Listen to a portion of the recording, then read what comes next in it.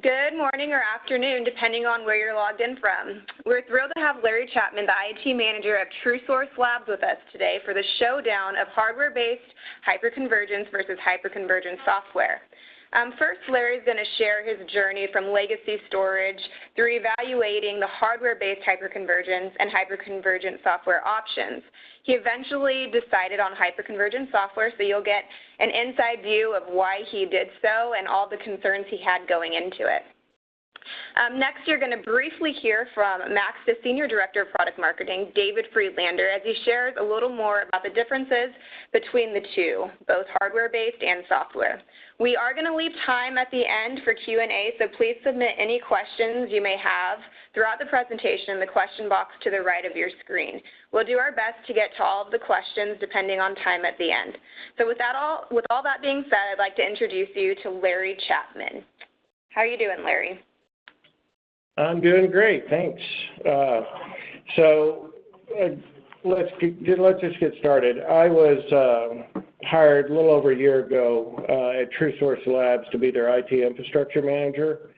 And so a little bit about us is TrueSource Labs provides technical support services and Apple Help Desk management. We also do a business line called curation, and then we consult with a bunch of companies before they launch a product. We help them do their fact sheets and what they need to do to actually support their product. Sometimes they go with us after that. Sometimes they go with another vendor. So we were founded in 2013, and we've rapidly grown. We've got, I think, close to 600 employees now worldwide. We're headquartered out of Austin, Texas, which is a great place to be headquartered from these days. We actually have 2 call centers or data centers here in the Austin area. Both of them have about a 450-seat capacity. We also have offices in Limerick, Ireland, where I think we have to grow to 137 users by the end of next year. And so we have another growth opportunity there to build a new site to expand. In 2016, the Austin Business Journal named us the fastest growing business in Central Texas. Every year they have this Fast 50 competition, and we won it this year because we achieved a compound annual growth rate of 226% during our first 3 years of operation. We've worked with over 20 companies since our inception. Our clients range anywhere from startups fresh off of successful crowdfunding campaigns to established Fortune 100 companies. So the next slide here. So what I wanted from this slide was just to tell you that currently we're doing about 70,000 touches weekly, and we support a lot of different languages. We obviously do English, we do UK English, French, German, Mexican Spanish, Spain Spanish. We support Portugal and Brazil with the Portuguese language. We also do Japanese and Chinese support as well.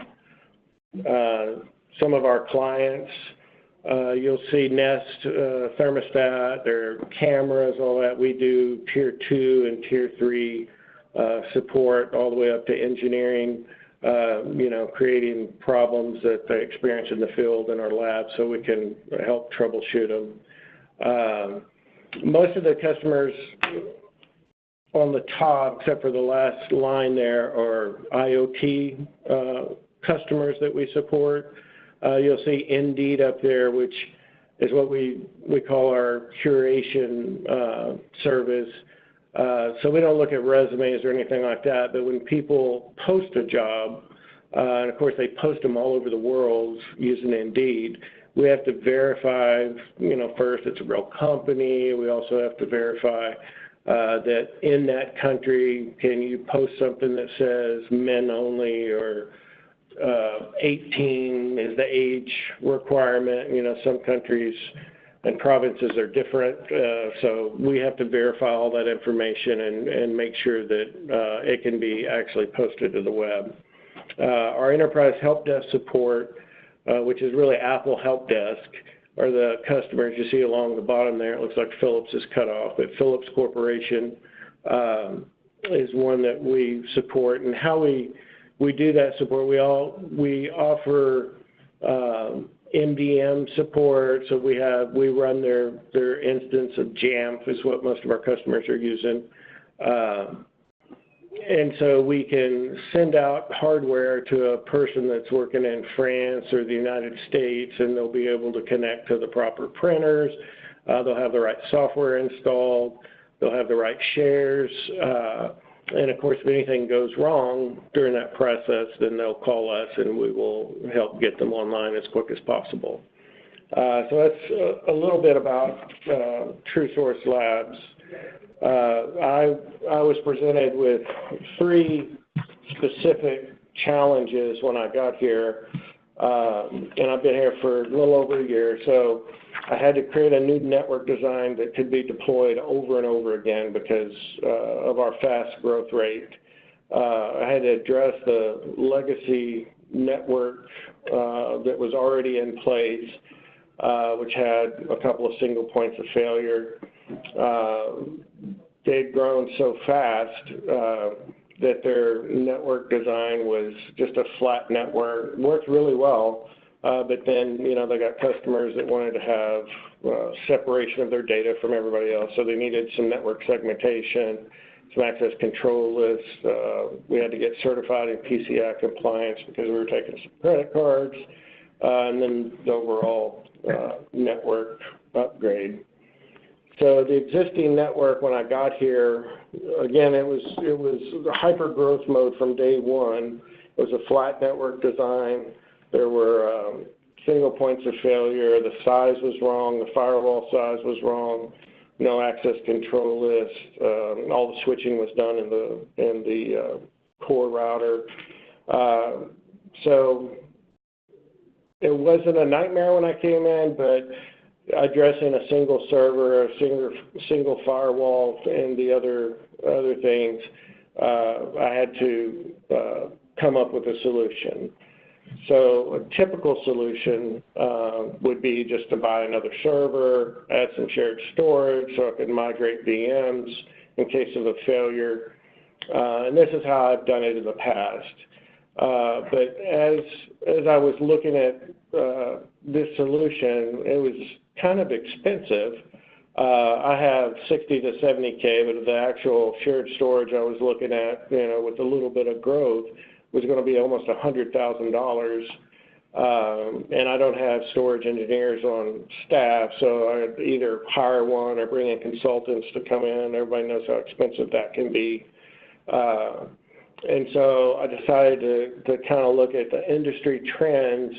And what I found was people were really into software-defined networking and into software-defined storage. I think at the time I looked, it was close to 40% adoption rate already in the industry, so I knew that's where I needed to go. And so for the piece of it, one of the pieces I was looking at was software-defined storage.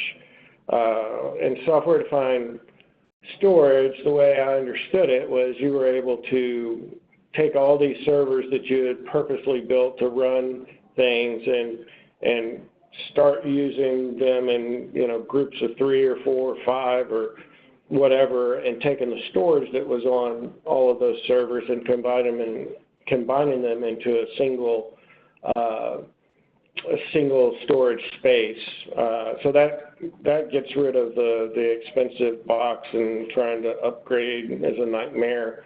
And so when I was looking at these options, I noticed that there were really only 2 options available. You had people that made software, and you had people that had a hardware solution along with their software.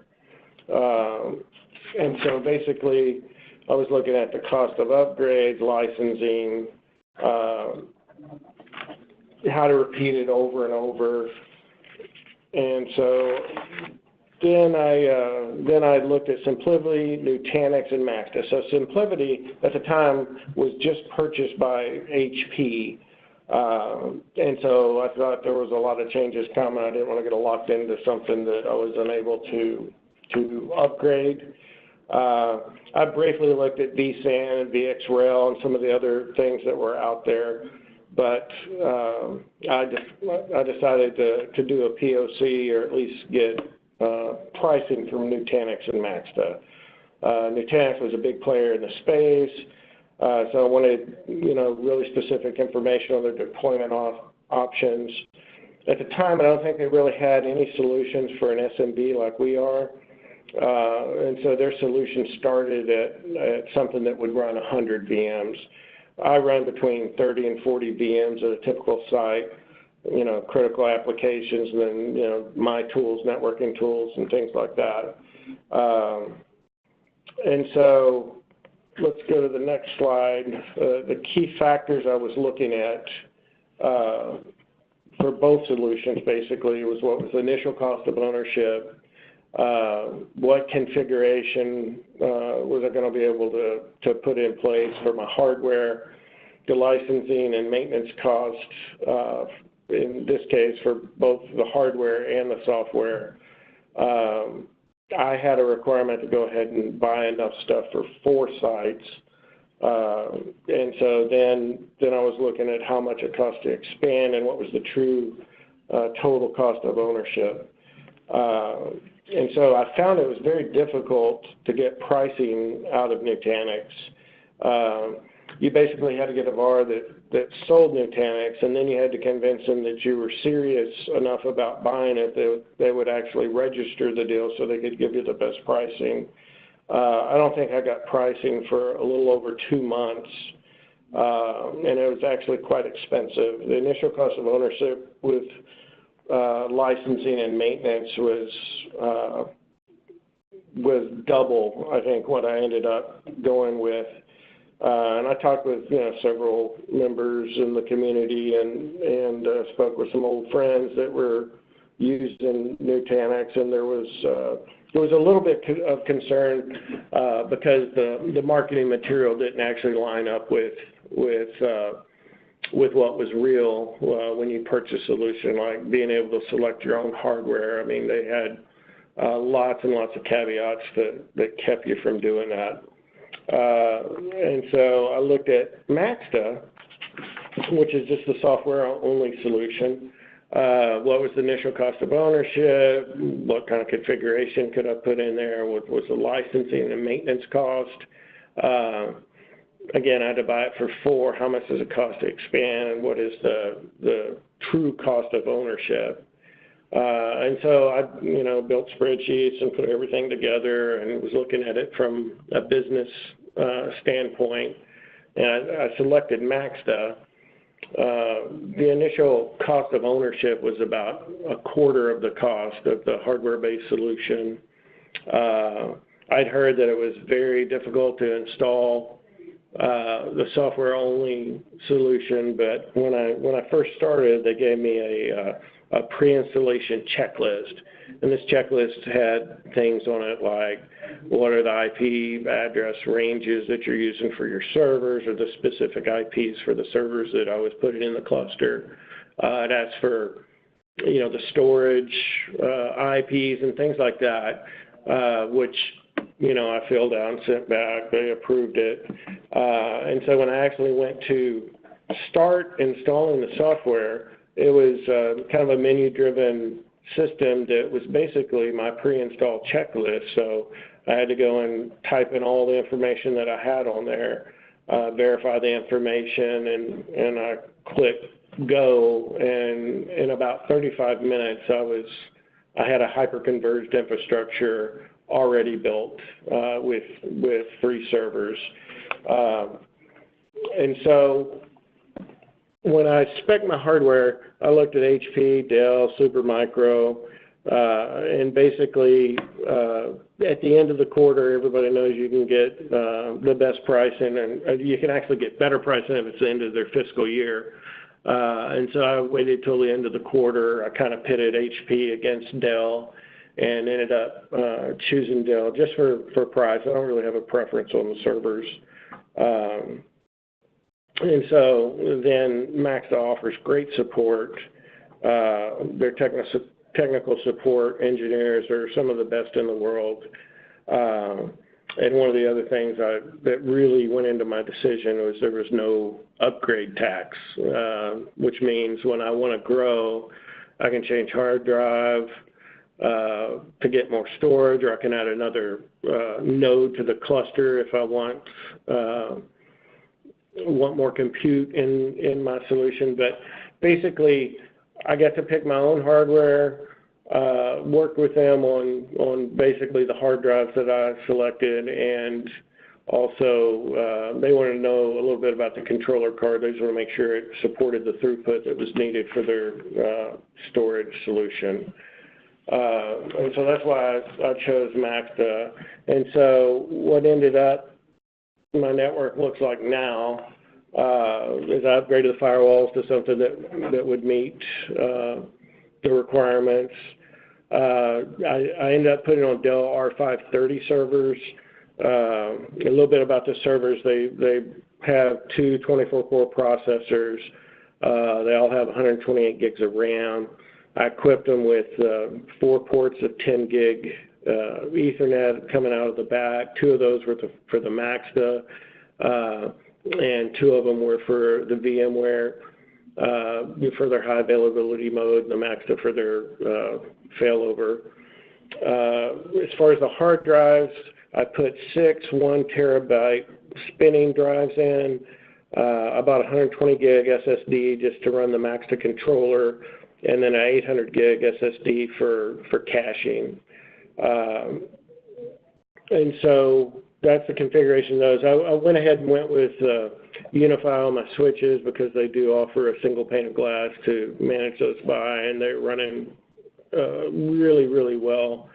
And here at TrueSource Labs, we have an all-Mac network. So that was my solution, and I've built it twice now. I have it in both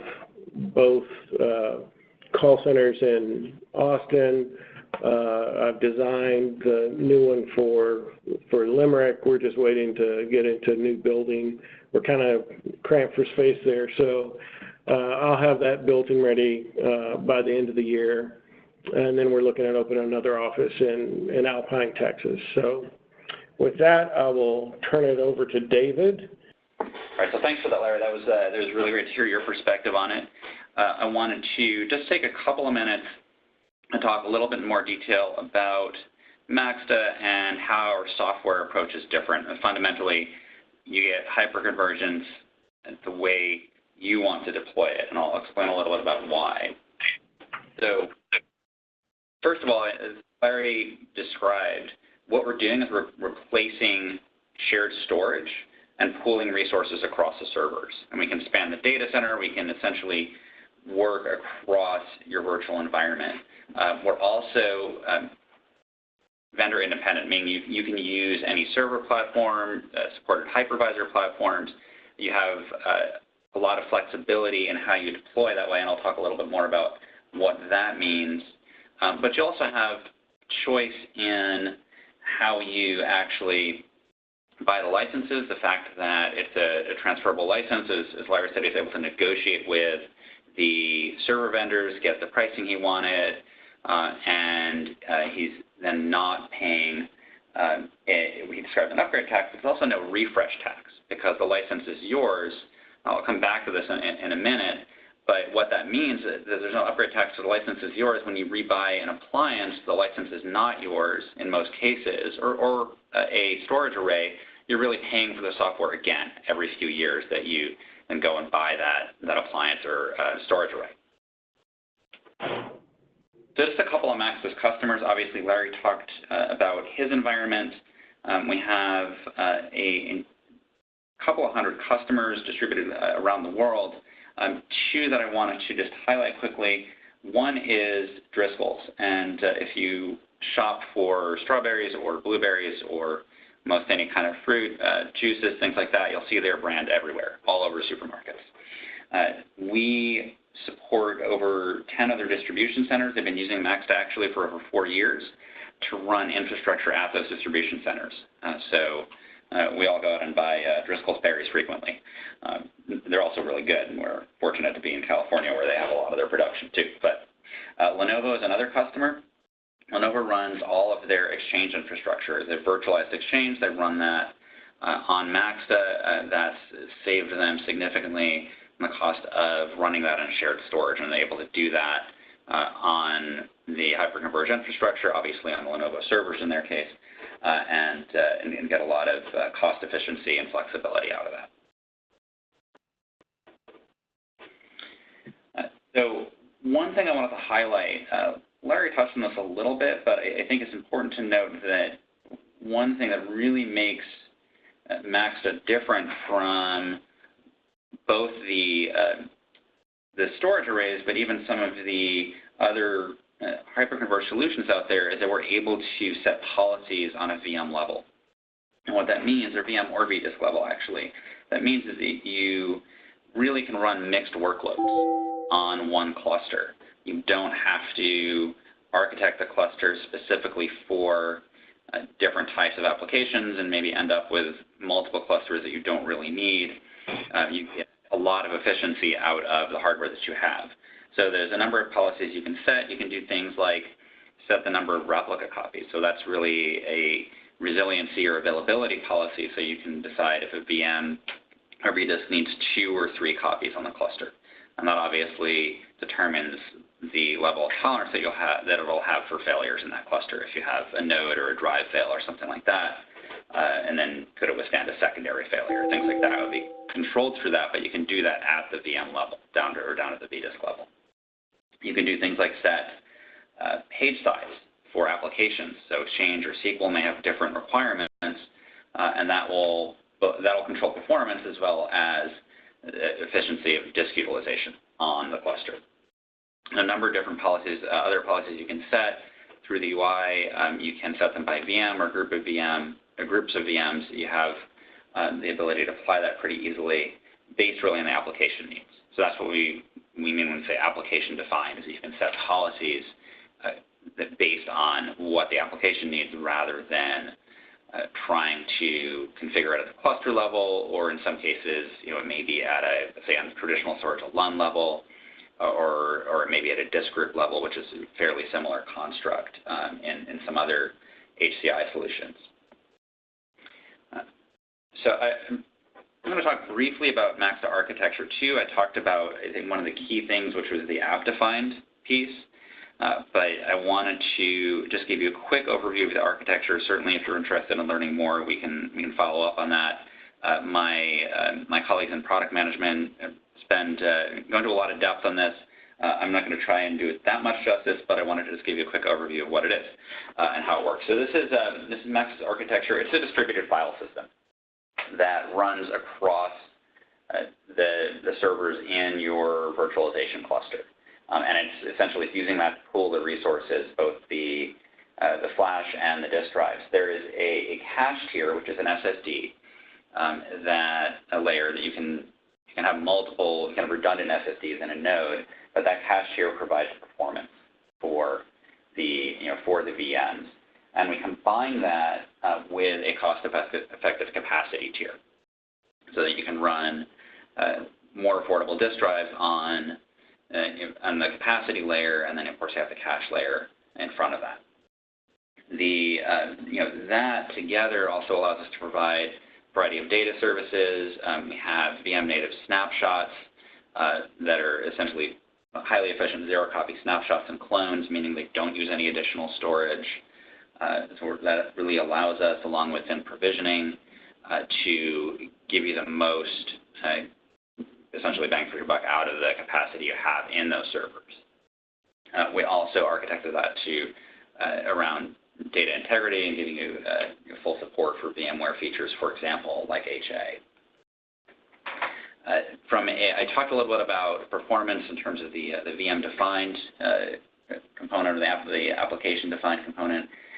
The other thing is that because it's software only, it's independent of the hardware, you can scale both by adding nodes and by adding capacity within nodes. So you're able to add drives or even swap out drives within nodes and do that without disrupting the environment. So it gives you a lot of flexibility to scale compute and storage independently. And lastly, where we support multiple hypervisors today, we added Red Hat to the list pretty recently. That's given us we can also migrate VMs from VMware to Red Hat, which also gives our customers a lot of flexibility in those environments where they want to do that.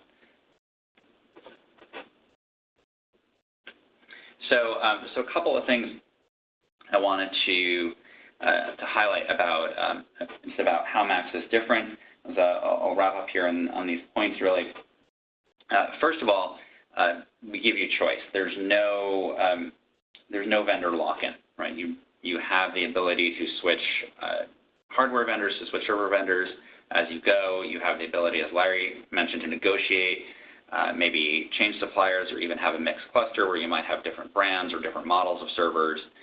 We don't restrict you in terms of having one brand or one specific configuration for the entire cluster. You obviously want to have enough the right hardware to assure performance, but we give you a lot of flexibility in that respect.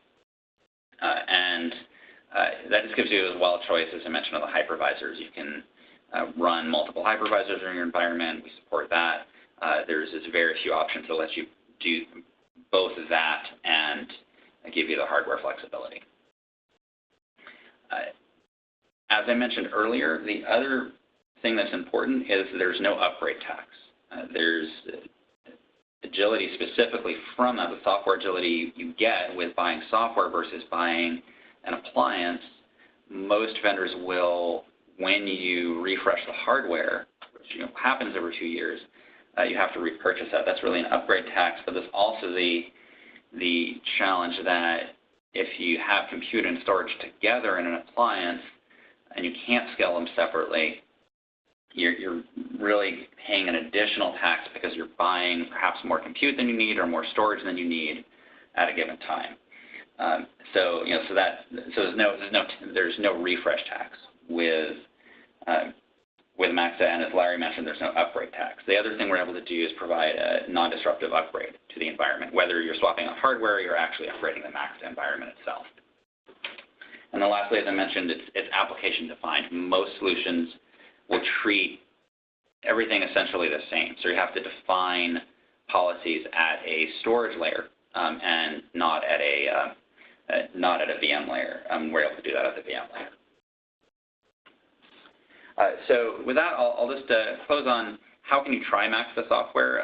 There are really two ways you can try it out. One is we have a free download. This is free for life.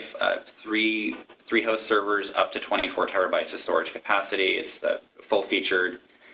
We don't restrict any features in the product, but that gives you a chance to try and run it in your environment without having to go through actually buying it or going through a long process. But if you're looking to do something a little more, or perhaps you don't have the hardware available to try it, we do have some POC options for anyone who's in an evaluation cycle, really looking at hyperconvergence or looking at refreshing their storage environment. We have a hosted cluster, and then in certain situations where it makes sense, we have the ability to both provide SSDs or a cluster in a box as something to POC Maxta on.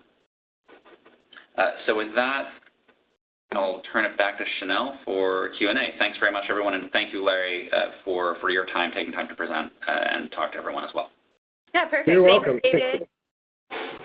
Thanks, Larry. All right.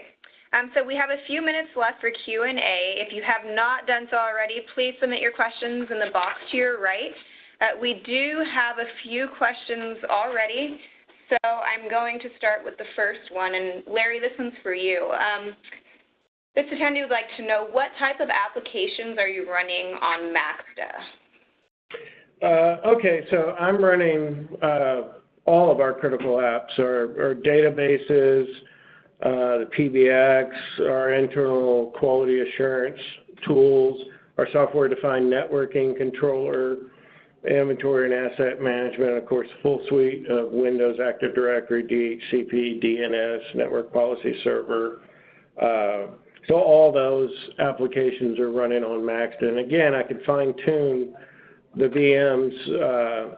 I could set the page size, let's say, for the databases to 8K and for the Windows operating systems to 32K so that they're more efficient and I get better efficiency out of my drives.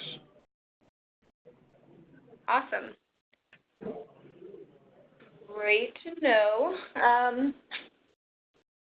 The next question is for Maxta. It says, what hypervisors and hardware do you support, David?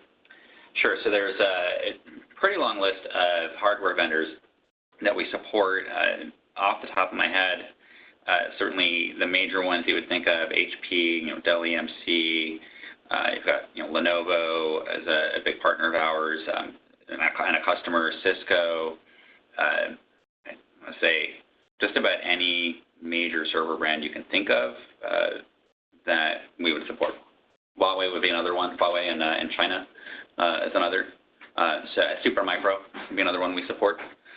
So it's anything you would normally buy for your data center. Go down to Fry's and buy a box. Can't promise we'll support it.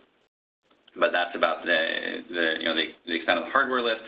Hypervisors today, we have, of course, VMware vSphere.